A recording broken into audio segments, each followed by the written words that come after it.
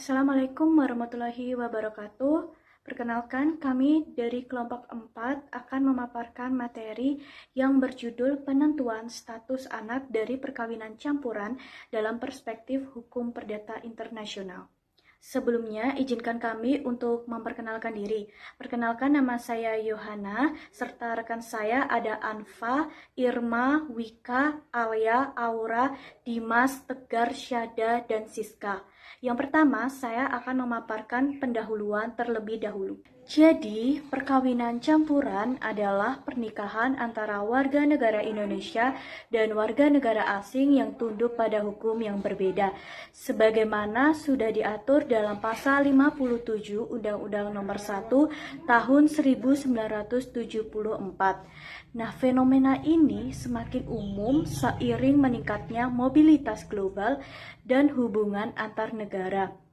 Kondisi tersebut tidak hanya berdampak sosial dan budaya, tetapi juga menimbulkan permasalahan hukum yang kompleks. Salah satu isu utama adalah status anak yang lahir dari perkawinan campuran. Perbedaan kewarganegaraan dan sistem hukum orang tua sering menimbulkan masalah terkait kewarganegaraan anak, hak hukum, serta perlindungan yang ia terima. Anak dapat menghadapi situasi kewarganegaraan ganda atau kesulitan memperoleh hak di masing-masing negara. Nah, oleh karena itu, penentuan status anak ini tuh sangat penting untuk menjamin perlindungan dan kepastian hukum dalam konteks perkawinan lintas negara. Berdasarkan pasal 57 Undang-Undang Nomor 1 Tahun 1974 menyebutkan bahwa perkawinan campuran merupakan perkawinan antara dua orang yang ada di Indonesia tunduk pada hukum yang berlainan karena perbedaan kewarganegaraan dan salah satu pihaknya merupakan kewarganegaraan Indonesia. Seperti contoh, orang yang berkewarganegaraan Indonesia menikah dengan orang yang berkewarganegaraan Singapura, Malaysia, ataupun Australia, itu merupakan contoh dari perkawinan campuran. Syarat perkawinan campuran dibedakan menjadi dua, yaitu syarat material. Syarat material adalah syarat yang menentukan apakah seseorang boleh atau tidak melangsungkan perkawinan menurut hukum masing-masing negara asalnya, misalnya batas usia, izin orang tua, dan larangan kawin tertentu. Kemudian syarat formil. Syarat formil yaitu tata cara atau prosedur pelaksanaan perkawinan yang umumnya mengikuti hukum tempat perkawinan dilangsungkan atau biasa disebut dengan lex loci celebrationis.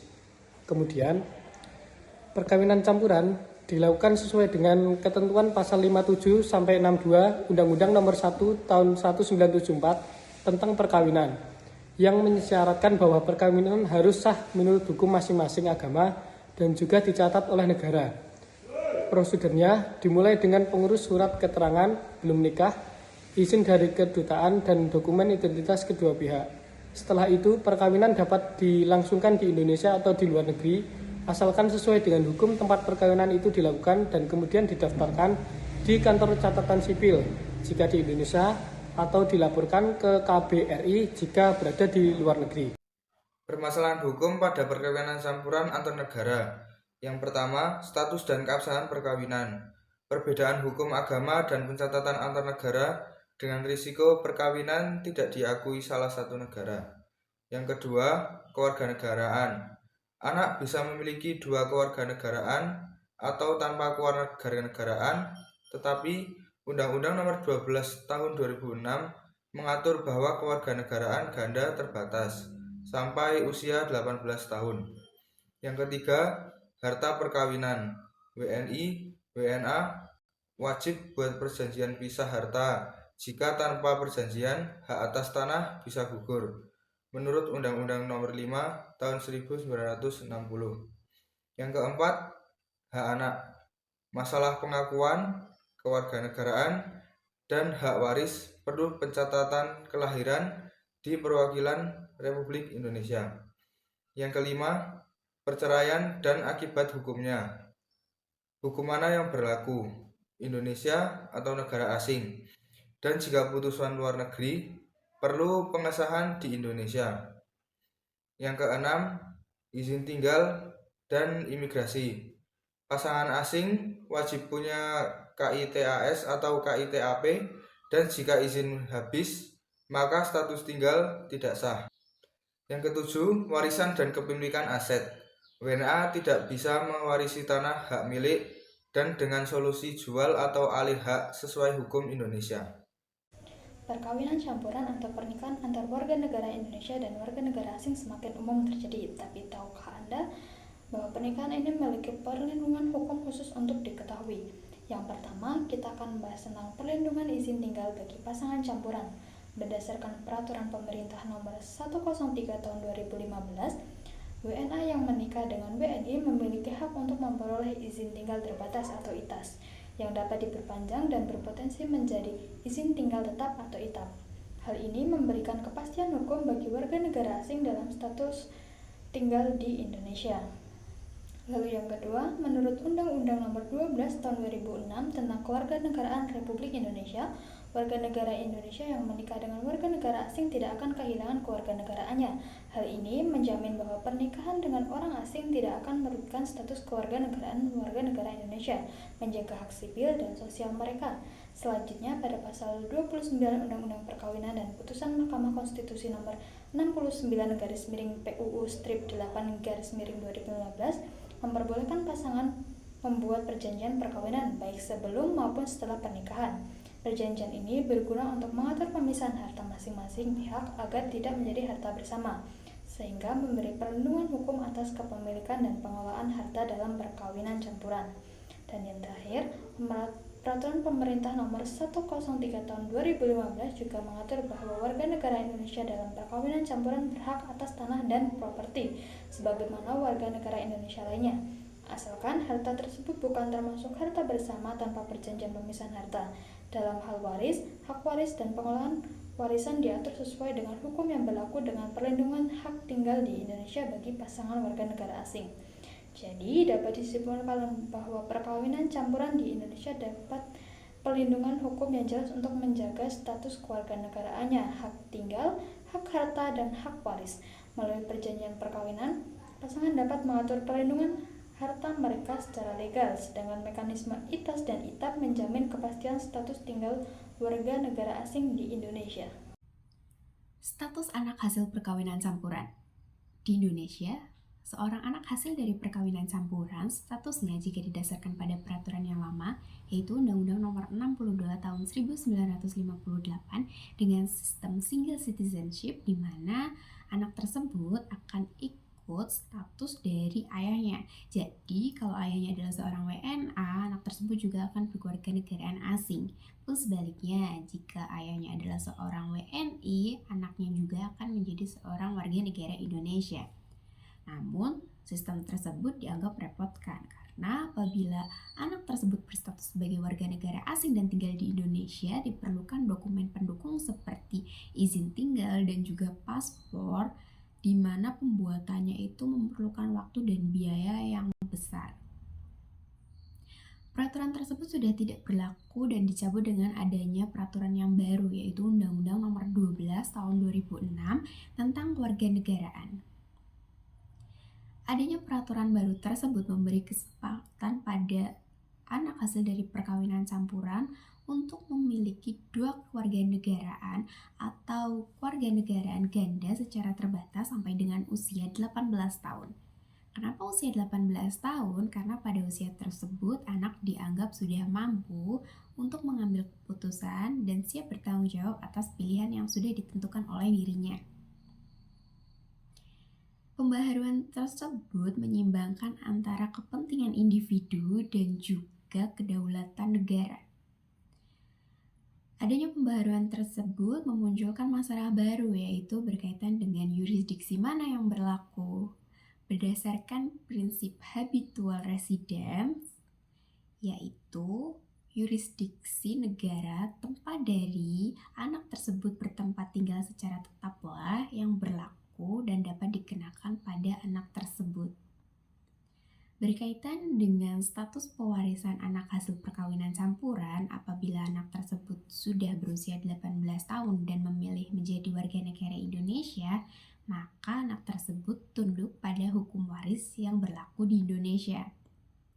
Akan tetapi, apabila anak tersebut memilih untuk menjadi seorang warga negara asing dan orang tuanya meninggalkan warisan berupa tanah di Indonesia, anak tersebut terbatas pada status dari kepemilikan tanah berdasarkan pasal 21 ayat 2 dan juga ayat 3 Undang-Undang Nomor 5 Tahun 1960 tentang pokok-pokok agraria, di mana status warga negara asing tidak dapat memiliki hak milik dan hanya terbatas pada hak pakai atas tanah warisan yang dimiliki. Hak dan perlindungan anak pada perkawinan campuran dalam hukum perdata internasional. Nah, perkawinan campuran sendiri itu antara WNI dan WNA menimbulkan status persoalan hukum seperti adanya perlindungan anak maupun kewarganegaraan. Dasar hukumnya sendiri menggunakan Undang-Undang Nomor 16 Tahun 2019 tentang perkawinan dan Undang-Undang Nomor 12 Tahun 2006 tentang kewarganegaraan dan Konvensi Hak Anak tahun 1989. Hak-hak anak sendiri yang pertama itu ada hak atas identitas dan kewarganegaraan. Yang berarti di sini anak berhak diakui secara hukum agar tidak menjadi stateless. Lalu yang kedua ada hak atas pengasuhan dan perlindungan mendapat kasih sayang dan perlindungan dari diskriminasi walau orang tua mereka berbeda kewarganegaraan. Lalu yang ketiga ada hak untuk berhubungan baik dengan kedua orang tua dan tidak boleh dihalangi untuk mengenal dan berinteraksi dengan ayah maupun ibu dari anak tersebut. Lalu selanjutnya ada hak atas pendidikan dan kesejahteraan negara yang wajib menjamin akses pendidikan, kesehatan, dan kebutuhan dasar. Lalu yang kelima, ada hak atas perlindungan hukum terutama dalam sengketa hak asuh lintas negara berdasarkan prinsip best interest of the child. Tujuan utamanya sendiri yaitu untuk memastikan anak hasil perkawinan campuran memperoleh hak yang sama, terlindungi, dan memiliki status hukum yang jelas. Selanjutnya adalah contoh kasus nyata terkait perkawinan campuran antara warga negara Indonesia dan juga Jepang, yaitu Mama Mega dan Uno Kenichiro. Mereka memiliki dua anak yang bernama Natsuki dan juga Ritsuki yang lahir dan tinggal di Jepang. Karena perkawinan campuran ini, anak-anak mereka memiliki status kewarganegaraan ganda, yaitu Indonesia dan juga Jepang. Hal ini dapat menimbulkan tantangan administratif seperti kesulitan dalam pengurusan paspor dan dokumen resmi karena perbedaan aturan kewarganegaraan dari kedua negara tersebut. Sebagai anak hasil dari perkawinan campuran, Natsuki dan juga Ritsuki harus memilih salah satu kewarganegaraan dari kedua negara tersebut pada saat mencapai usia tertentu sesuai hukum yang berlaku di Indonesia dan juga Jepang. Kasus ini mencontohkan masalah nyata yang dialami banyak keluarga perkawinan campuran terkait pengakuan status anak secara hukum dan kewarganegaraan ganda yang kompleks. Kasus ini mengilustrasikan pentingnya memahami regulasi hukum perdata internasional terkait status anak dan kewarganegaraan dalam perkawinan campuran, serta bagaimana ketidaksesuaian pencatatan dan aturan dapat menimbulkan kendala hukum dan administratif. Baik, selanjutnya ada kesimpulan yaitu perkawinan campuran menurut pasal 57 Undang-Undang Nomor 1 Tahun 1974 tentang perkawinan adalah perkawinan antara dua orang yang tinggal di Indonesia tunduk pada hukum yang berlainan karena perbedaan kewarganegaraan dan salah satu pihak berkewarganegaraan Indonesia. Kasus keluarga campuran Indonesia-Jepang yang melibatkan Mama Mega, Ueno Kenichiro, dan anak-anak mereka dengan kewarganegaraan ganda menunjukkan kompleksitas hukum dalam pengelolaan status kewarganegaraan anak hasil perkawinan campuran. Perbedaan aturan antara Indonesia dan Jepang menimbulkan tantangan administratif, khususnya dalam pengurusan dokumen resmi dan penentuan kewarganegaraan pada usia tertentu. Temuan ini menyoroti pentingnya pemahaman mendalam mengenai regulasi hukum perdata internasional terkait kewarganegaraan dan status anak dalam perkawinan campuran, serta perlunya koordinasi yang lebih baik untuk menghindari hambatan legal dan administratif yang berdampak pada hak-hak anak dan keluarga. Baik, yang terakhir itu ada saran, di mana dalam kasus penentuan status anak dari perkawinan campuran, perspektif hukum perdata internasional sangat penting untuk dipahami, agar hak dan kewajiban anak serta orang tua dapat dilindungi secara optimal. Hukum perdata internasional mengatur aspek-aspek seperti kewarganegaraan, pengakuan perkawinan, serta hak asuh anak yang melibatkan lebih dari satu yurisdiksi negara. Oleh karena itu, penting bagi pasangan dari negara berbeda untuk memastikan kasus hukum perkawinan anaknya sesuai dengan ketentuan hukum yang berlaku di kedua negara. Untuk menghindari permasalahan administrasi maupun hukum di kemudian hari, sangat dianjurkan bagi pasangan yang akan menikah lintas negara maupun yang sedang menghadapi kasus penentuan status anak dalam perkawinan campuran untuk mencari informasi dan konsultasi lebih lanjut ke kantor imigrasi, dinas kependudukan dan catatan sipil atau Dukcapil maupun ke Kementerian Hukum dan Hak Asasi Manusia Kemenkumham agar seluruh proses dapat berjalan lancar dan status hukum anak terjamin sesuai dengan ketentuan yang berlaku baik di tingkat nasional maupun internasional. Sekian pemaparan materi dari kelompok kami.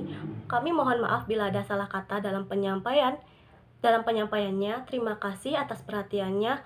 Wassalamualaikum warahmatullahi wabarakatuh.